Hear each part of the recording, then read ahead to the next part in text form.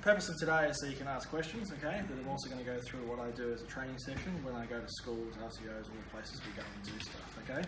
The main thing about this is that I cover everything in the training session. Now, most people do retain it, but often people will call up sometimes and they'll ask questions. The idea for you guys today is to learn how I go about it, with the eventual possibility of you guys being able to deliver training yourself, but also when you get a phone call, you would have known what I've spoken to these people about, so that they'll obviously have an understanding if they've got A, B and D, and you can fill in C, well then that's half the battle right there, okay? So, I'm going to do the training as I usually do, but then I'm also going to just stop and I'm going to explain a few things and some nuances of why I've done it, because they make sense to know the thought process behind it. Okay, so I'll come in first of all and be like, hello everybody, my name's Mark from Direct National, and thank you very much for having me here today. Obviously, great purchase of this brand new interactive technology, and we're going to learn all about it today, okay? So, round of applause for, teacher, principal or whatever. Gives them a nice little kudos because they've done something to support their business or their staff, okay? So that's a really nice little way to sort of close that sales circle and now move on to the training. First thing we talk about is who in the audience here has used or has a interactive iPhone, touchscreen, something like that. Okay, everyone puts their hands up. Great. Okay, well, you guys will be pros. Thank you very much. I'll see you later. Make a joke, walk out. No. It's as simple as doing that, okay? If you've used an iPhone or an Android device before, then you're going to be able to use this because it uses a very similar technology, okay? So I've just drawn a comparison to what we've talked about. Everyone has this technology in their life. Insert big TV, touch TV. Everyone can obviously use the same kind of methods to do stuff. Okay. So, first thing I do is I talk up a bit of the hype about it before I even turn it on, okay? And I say, this here is a 65-inch ultra high definition model. So if you've heard 4K being banded around, technology-wise, JB Hi-Fi or Harvey Norman, this is a 4K interactive panel, okay? So top of the line, best technology you can get on the market at the moment, okay? Also comes with 10 points of touch, okay? And we'll get into a bit more what you can do about that. Most programs use about 6, so already you've got 4 more than what you could possibly use, which is great for future-proofing within your environment, school, business, whatever, okay? Now, let's turn this on. Very simple. We've got a power button down here. So once we press the power button, you'll see it flash up. Green light turns on, Direct National, that's us. If you ever get stuck, okay, you can go to our website, directnational.com.au. There's also a 1-800 number, and to make sure that you don't forget it, installation, this is on a panel, this is on a trolley, but installation, I'd point to the wall plate, which has our name and number on it. Okay? Cool. In that time that I've just managed to kill, okay, it's now fired up, okay? Now, this is where we start talking about the actual panel and some of the features before we get into some of the instruction. So, who here has used an Android-enabled device before? Yep, great, okay, about half of you compared to people. Obviously, there's a few iPhone and Apple people in the audience. Just bear with me for a moment, because I think Android's a little bit better, because you can do more stuff. A bit of a joke again. You would be very familiar with a setup similar to this, okay? So this is your menu, okay? This is what you see when you first turn the panel on, and what this is going to give you is the opportunity to move forward to do whatever you want to do with the panel on today's, and how you want to use it today. So, first things first, you can see that HDMI 1 is selected, okay? That's because the panel has recognised that I've already plugged into HDMI 1, and you can see that here on the right hand side, I've got my computer here displaying, okay? If I plugged into HDMI 2, okay, it would show the display there. 3, same kind of thing, and I've just bumped it and selected it, okay, which is actually quite handy that I've done that. I've now selected HDMI 3. To go back to any time, you can just hit the home button down here on the left-hand side, and we now come back to this screen, okay? But today we want to be on HDMI 1, because HDMI 1 is what my computer's plugged into. So now that I've selected my computer and you can see it on the screen, and that's fantastic, how do you control it? Now, this is a really important part of this whole scenario, okay? Because you have to have 2 cables plugged in at any one time. You have to have the HDMI cable plugged in, which does vision and audio, and to control it, just like if you plug in a mouse, you've got to have the USB cable plugged in as well, okay? So you can see that I've got the USB cable plugged in. That goes into the back of the panel or into the wall socket, which is labelled touch port, okay? It's labelled the same on both. And what that will enable us to do is to be able to interact with the computer just as we were discussing with any mobile device, okay?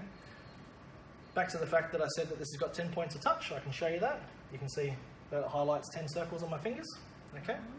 And this is how we can utilize this panel with multi-touch and multi-sensory delivery. And we'll go through that in a little while. So, just like anything else with a touch screen, if you see it, you can touch it, you can move it, you can manipulate it. So, let's get a volunteer up from the audience. Abby, would you like to come up here and move one of these icons over to the other side of the screen? Ta-da! Congratulations. Okay, now, all you have to do is touch and drag, correct? Okay, so simple thing, you can touch and you can move things around. Thanks very much, Abby. Round of applause for Abby. Okay, now you can do it with one finger, okay, to move things around. You can also use your finger to highlight over a section, okay, just like you would with a mouse. And to try and get us away from using the mouse and the keyboard, you can also click or press and hold, and that will be your right click. So if we press and hold, it becomes a square, let go, and that is your right click to then do through other preferences and things. Does everyone understand that? Mm-hmm. See some nods in the audience, fantastic. Haven't watched it yet, it's great. Okay, so what we've now done is we've now hooked up the computer, you can display it on your panel, okay? So we're going to go back to home, and we're going to go through a couple of the Android features, and then we're going to spend the rest of the time in the Windows environment, okay? So with the Android features, just like I've said before, everything that you see is click and select, okay? So if this was connected to the Wi-Fi, we could click on the browser, and we could bring up a browser which would access the internet without having to have the computer connected, which can be very handy. If we want to go back, we can just press home again. It takes me back to the home screen. We can also bring up other applications, which will be displayed here, similar to on your mobile phone or your iPad. And you can add those by creating a login and going into the Play Store. Just like on your mobile device, if you swipe up from the bottom, like so, you'll bring up your task manager, okay, and the ability to be able to go between screens without having to hit the home button. So you can see here we've got home, which is a software key. We've got tasks, input, menu, volume, light, and a screenshot feature. So if I hit on tasks, just like on your phone, it brings up the windows that are open in the background, okay? So Danny, if you'd like to come up, how would you get rid of that window, or how would you close programs now that you've brought that up? You would, yep, or you could also swipe away, okay? Just like you do on any other mobile device, okay? So that just keeps the memory free in the background, but it also means if you've got 3 or 4 things happening at the same time, then you could obviously just jump between them very easily. You've got a calculator and a clock there to be used if you'd like to bring it up, and you've also got the settings, which, as you can see, very reminiscent of any other Android program, but I wouldn't go into that. I'll let your ICT people deal with that, because they'll have this set up for you guys to use the best facilities within the network, okay? Now, I'm going to hit home again, because if you ever get stuck, just press the home button, okay? It's as simple as that. Now, how would I get back into my computer screen? I've obviously selected the HDMI input over here, because you can see it's highlighted. How do I access the computer? Click on it. Click on it. Fantastic. As simple as if you can see it, touch it. That's very, very simple, okay? So we're now back onto my computer, okay? So fantastic to see everyone's getting involved, and you understand a little bit about, if you see it, you can move it, you can grab it, you can change it. Now, who here is using Windows 10? All of you. Fantastic. That's awesome. So I'm going to jump back over here. Now, the reason why it's really awesome that you're using Windows 10 is that you may or may not have used Windows Ink Workspace. No one's used it? Excellent. You'll learn something really good here today. So, first things first, to bring it up on your laptop, this is something that's already built into Windows, okay? And this is before we get into the annotation program I'm going to show you, but this is something you can do right now without installing anything else, okay? If you go down to the bottom of your taskbar and you right click, which I've just done that by holding, you'll notice that here we've got a selection called Show Windows Ink Workspace button, okay? So that's now been clicked, as you can see. And down here, I've got this little icon, which is a pen and a squiggle behind it, okay? So if I click on this now, you'll notice that I've got options to bring up sticky notes, a sketch pad, and a screen sketch. Now, we're not going to use any of these today, but I will just show you the sketch pad. The reason being is that you've only got one point of touch when you use this, because it's limited by the program, it's limited by Windows itself. But this is a really good thing just to know that you have access to it. But the real reason we've actually enabled this is so that you can actually use inking tools within Publisher, Word, and PowerPoint. And we're going to go through that right now, okay? So, if you were going to open up a Word document, so for example, we open up Word, in some cases, the computer will know the panel is attached, okay? But if it doesn't realise that it is attached, we just head to the word review, and you'll notice that we've now got some inking tools and pens icon that's come up at the top. Okay. Now this is really important to understand because this means that you can actually ink and draw within the Word environment. So I'll show you how to do that first. I'll hit start inking, and we can just select a pen and we can draw. We can select the highlighter, we can highlight over that.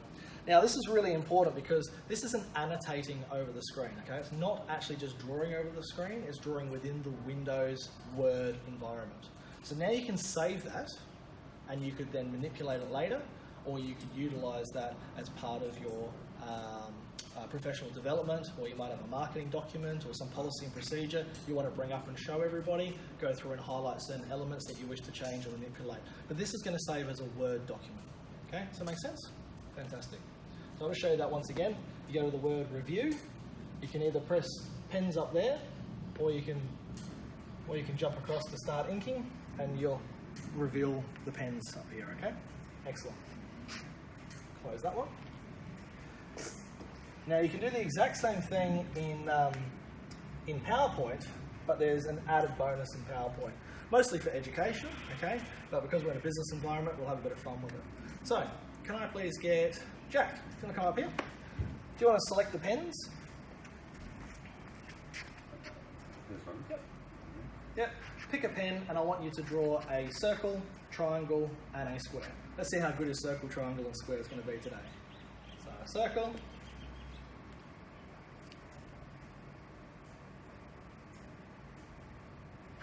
Not bad. We know that's a circle, triangle, and square. Excellent. Thanks, Jack. You can head back. So, pretty good representation of a circle, triangle, and square. I think that I can do it a little bit better. In fact, I'll bet you $5 that I can do it a little bit better than you, okay? If I hit convert to shape, now when I draw a circle, a triangle, and a square, that's a little bit better than the drawing that you just did. So, $5 a little bit later, Jack. That's fine. So this is really good. The convert to shape, okay, can convert any shape that you draw into the best representation that it can obviously pick for you, okay? So for example, if I draw a triangle that's obviously different to the first triangle that you saw, it's going to pick that. If I draw a 5-sided shape, or even just a real weird one, it's going to pick it into what it can possibly do, okay? So this is really, really good when you're doing geometric shapes for mathematics and things like that, or if you just want to create maybe a flow chart or some sort of management like tree, and you're putting in different shapes to put people's names down. Okay, so we all know how to do that? Excellent. Once again, review, pens, draw whatever you'd like to do. And up here we've got the ability to highlight again, like we did in Word. We've also got the ability to erase. Oh, click erase again. Thanks, Mark. So when you go over the object, it will erase the object that you've drawn in regards to getting rid of it there. Perfect. Okay, so at this point I usually ask, has anyone got any questions? Does anyone want to see something that I've just done, again, slower? Because we've now covered two things. We've covered the Android part of it, and we've covered Windows and Microsoft, okay? Now, I usually pick the point here because we're about to go into Epson tools, and I want people to be able to focus on the Epson tools. And if they haven't grasped those concepts, then it's going to take a little bit for them to get it, okay? So, would you feel confident to come up and open up a Word document and be able to do it like that? Excellent. Yep, Peter? Yep. Yep, excellent, cool. Okay, so, just before we get into Epson tools, what I like to show is how good the actual screen looks, okay? Because the rest of what we're going to be doing is drawing on stuff and importing things.